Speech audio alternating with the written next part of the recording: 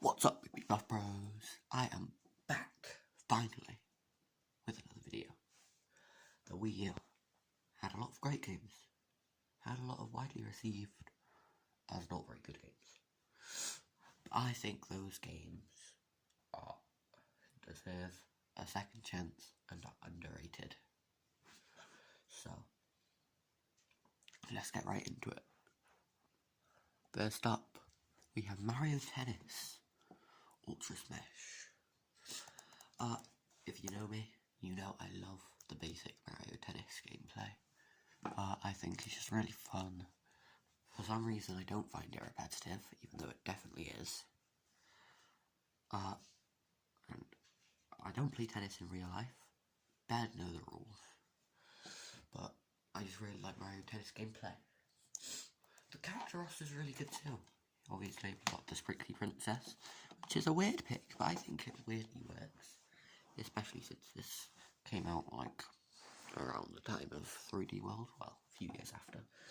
But 3D World was like the most recent big Mario game at the time, I think. And the graphics is really clean, which many people think is a bad thing. It's just like, oh, it's so corporate Nintendo. Which I think is a fair point, but I still think it looks really good. Especially since this game's over like nearly 10 years old, I think.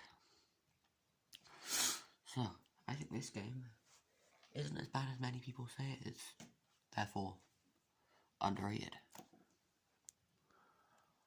Next up, we have a game that I myself am not a huge fan of, but that's not because of the game itself, because of the genre. It's a zombie game. It's a survival horror game, which, obviously, based on what I've been saying, not my type of game at all. But it does have some really good gamepad features, which just keep you on edge whilst you're like watching out for zombies on the front screen. You have to keep looking down at your inventory whilst you're trying to sort it out on the gamepad. It has some other really fun gamepad features that, gotta be honest, just aren't coming to mind right now. I do also really like the way that your characters work. And yes, I said characters. Because, like, if certain character that you are controlling, if that character dies, you wake up as a completely different survivor. Then you gotta find your previous character's, like, dead zombie body. And then you gotta, like, get the loot off of it. Which I think is just a really fun mechanic. And the gameplay and like combat and that, it's not that bad. It's pretty fun. I did have fun playing this. You know, just beating up zombies, watching out, like sneaking around, trying to do your thing. So I think this is a pretty good game. It definitely doesn't deserve the hate that some people give to it. I know not everybody doesn't like this game, but there is quite a few people that are not a big fan of it. This game is definitely underrated. Star Fox Zero. Many people give it hate and a bad reputation because of its weird controls, which I think aren't that bad. I got used to it after like the first level. I mean, the land controls are absolutely awful. I'll give you that. But the general, like, R-Wing controls, they're alright. And the graphics, they're good. I mean, the art style choice, it's a bit strange, but the graphics are definitely not bad, like many people say they are. So I think there's a good game. The gameplay is just generally fun too. And the voice acting is kind of fun. Like, you know, and I do just quite like this type of game. Yeah, like I said, the walker controls aren't very good. The gyro wing works good enough. Nothing crazy though. But overall, there's a pretty good game. Okay, New Super Mario Bros. U. wasn't that bad. I mean, it was kind of unnecessary due to the amount of like new Super Mario Bros. At the time, especially since one literally like came out a few weeks before this, the new Super Mario Bros. 2. But I do think that this is a fun game. The 2D platform, it's basic, but it works. It is fun. You can have a really good time playing this.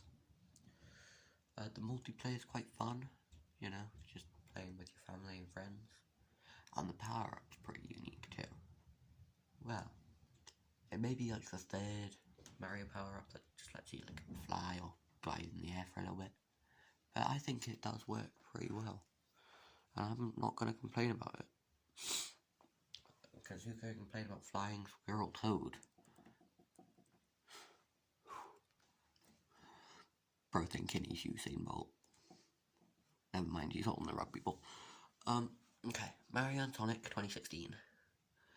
It's pretty good. The minigames are all fun enough. You know, I had my fun playing them. So, can't complain too much about that.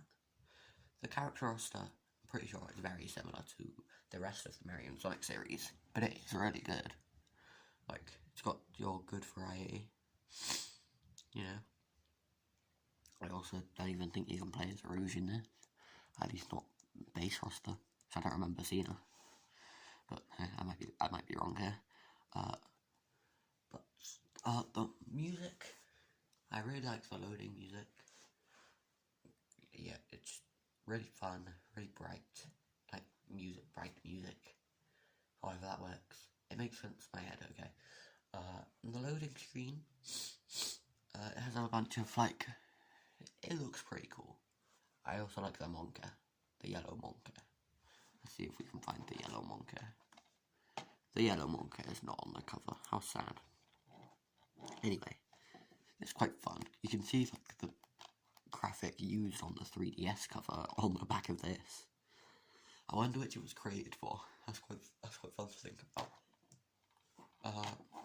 But yeah, I do quite like this game. I had my fun playing it. That's all about I have to say. Okay, thank you all so much for watching. Obviously, leave your thoughts down below.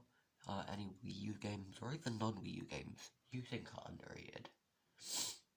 This is also quite similar to my last video where I just talked about general hidden gems, underrated games. But thank you for watching, and I'll see you later.